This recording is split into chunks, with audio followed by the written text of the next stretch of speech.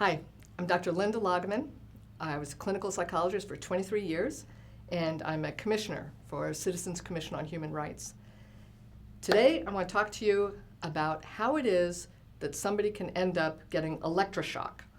Because I think most people would think of that, and it seems pretty horrific. You wouldn't want to, have a bunch of volts of electricity going through your head.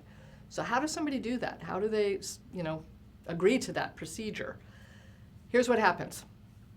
Somebody goes and sees a psychiatrist for a very benign reason, usually. They're feeling depressed because they lost a job or a relationship broke up, something like that. And somebody well-meaning says, you really should go talk to somebody. And then they get referred to a psychiatrist. And then they get put on an antidepressant. And I'm going to tell you what the antidepressants do.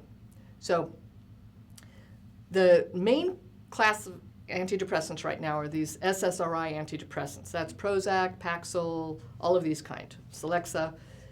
Okay, so here's how they work. That stands for, SSRI stands for Selective Serotonin Reuptake Inhibitor. Reuptake meaning like reabsorption. Here's what happens.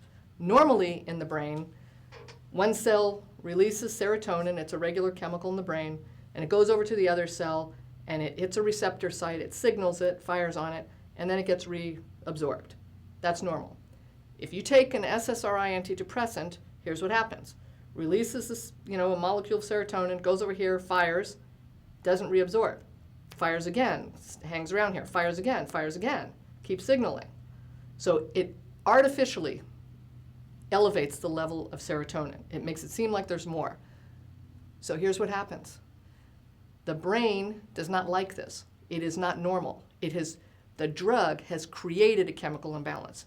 Even though I know that the doctors say this is to treat a chemical imbalance, that is totally a marketing line. That was come up by Eli Lilly, actually, is the one who came up with the chemical imbalance thing to sell drugs.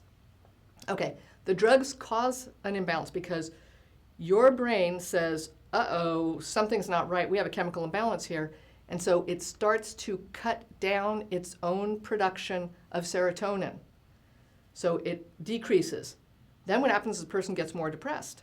And then they go to their doctor, and their doctor says, oh, you need another drug. Or they watch a commercial that says, if your antidepressant isn't working for you, add Abilify, an antipsychotic, by the way, top-selling drug in the United States right now. Of all medication, an antipsychotic meant for schizophrenics is a top-selling drug.